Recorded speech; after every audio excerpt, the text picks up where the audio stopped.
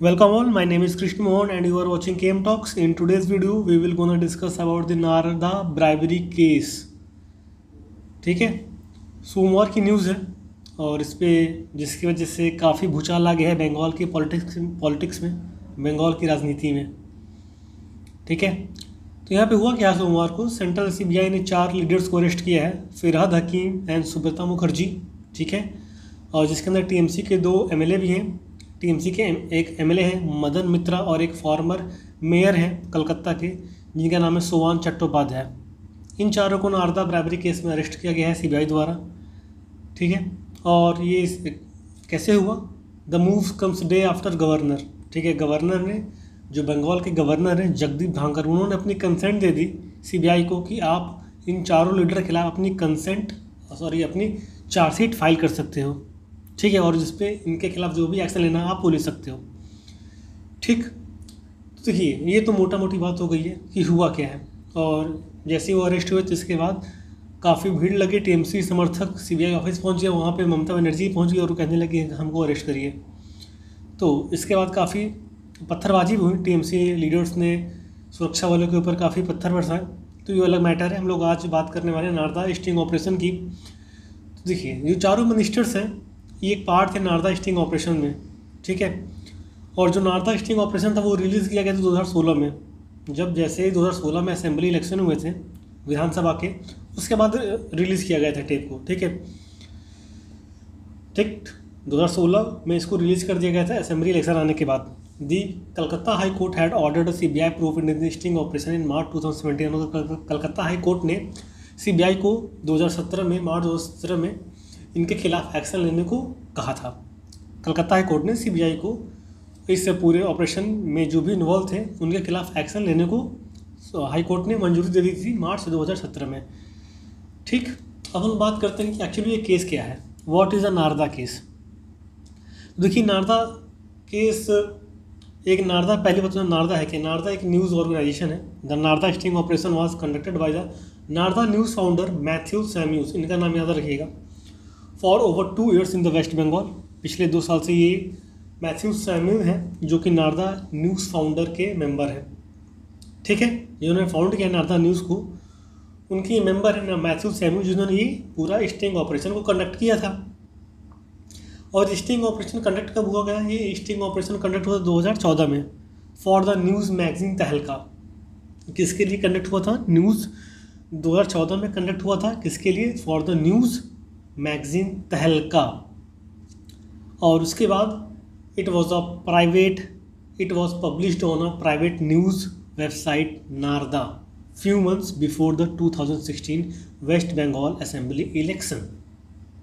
ठीक है, पहले ये कोलैबोरेशन में कर रहे थे मैगजीन तहलका के साथ स्टिंग ऑपरेशन, फिर मैगजीन तहलका इस पूरे सीन से बाहर हो गई और उसके बाद जब ये पूरा स्टिंग ऑपरेशन कंडक्ट हो गया तो इन्होंने एक नारदा न्यूज़ की प्राइवेट न्यूज़ साइट पे इसको पब्लिश कर दिया, इस पूरे टेप को पब्लिश कर दिया। और पब्लिश कब गया, 2016 के जब बंगाल इलेक्शंस थे उस टाइम इन्होंने पब्लिश किया। ठीक है, और सैमुअल क्या है, Matthew Samuel is the former managing editor of तहलका, और ये तहलका मैगजीन के फॉर्मर मैनेजिंग एडिटर भी रह चुके हैं। तो आप टाइमिंग समझिएगा।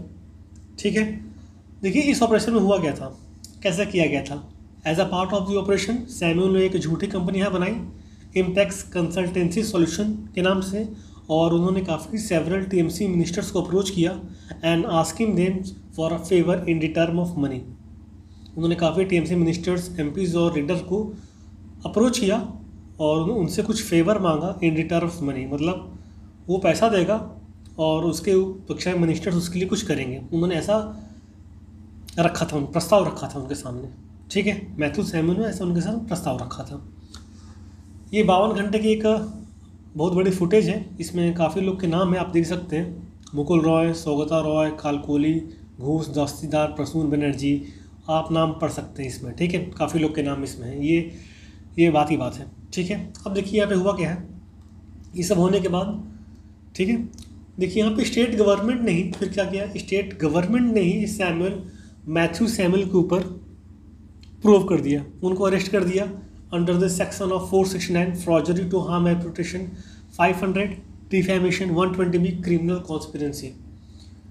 ठीक है, मतलब जो स्टिंग ऑपरेशन कर रहा है उसके खिलाफ गवर्नमेंट ने यहाँ पे क्या कर दिया, एक चार्ज फाइल कर दी और इसको अरेस्ट कर लिया गया अंडर दी वेरियस आईपीसीज।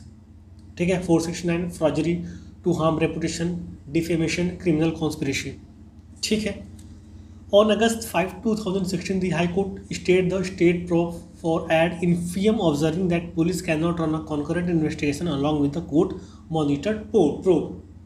ठीक है, और यहाँ पे क्या हुआ, मार्च 2017 में कलकत्ता हाई कोर्ट ने ऑर्डर दे दिया एक प्रिलिमिनरी प्रोब का will be conducted by the CBI. 2017 में क्या हुआ, कलकत्ता हाई कोर्ट ने सीबीआई को एक नोटिस जारी किया और उसमें ये कहा गया कि आप एक प्रिलिमिनरी प्रोब कंडक्ट कर सकते हो, और इसके तहत कोर्ट ने ये भी कहा कि आप एफआईआर भी कर सकते हो जो भी लोग इस पूरे मैटर में इन्वॉल्व थे। ठीक है, अगर रिक्वायरमेंट पड़ती है तो आप उनके खिलाफ एफआईआर भी दर्ज करा सकते हो। ठीक है, इतनी बातें क्लियर हो गई होंगी आपको। ठीक, तो हम बात करते हैं। ठीक है, देखिए अब बात आती है अप्रैल 16 2017 में the CBI filed a first information report against 12 TMC leaders for criminal conspiracy.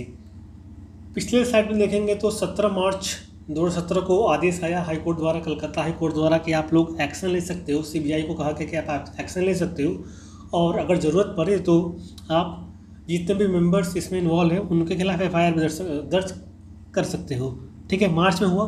फिर अप्रैल, एक महीने बाद में क्या हुआ, सीबीआई ने 12 टीएमसी लीडर्स के ऊपर केस फाइल कर दिया, एफआईआर फाइल कर दिया फॉर क्रिमिनल कॉन्स्पिरेसी।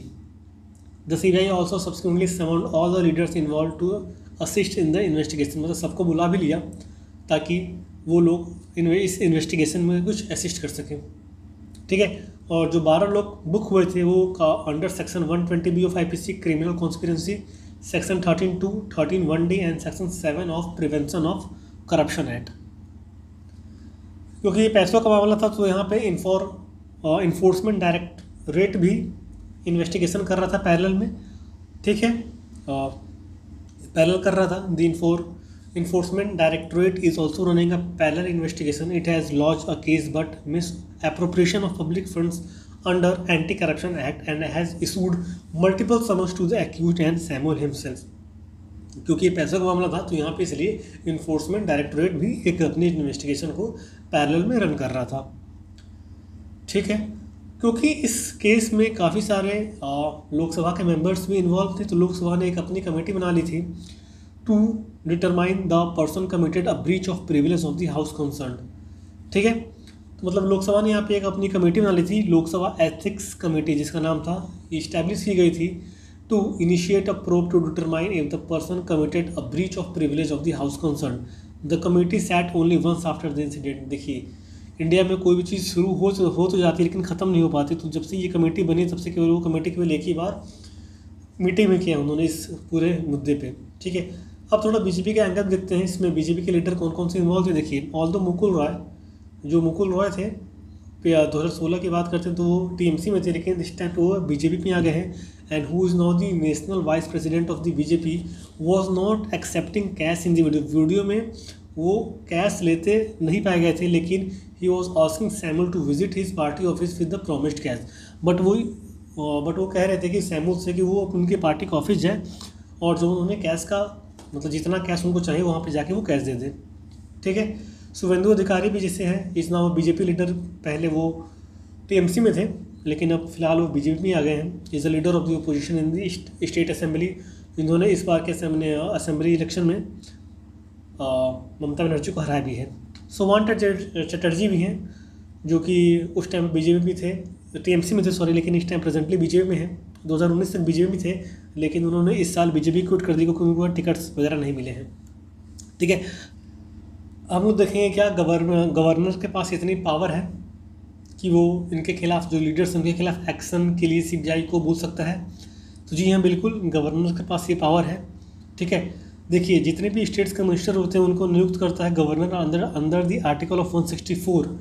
तो ठीक है, तो इसके बाद गवर्नर के पास ये पावर होती है competent authority to accord sanctions in term of law as he happen to be appointing authority for such ministers in terms of article 164। ठीक है, तो ये सारी बातें हैं उम्मीद करते हैं कि आपको ये नारदा केस, ब्राइबरी केस समझ में आ गया होगा। तो मिलते हैं किसी और वीडियो में किसी और टॉपिक के साथ। तब तक जय हिंद, जय भारत, नमस्कार।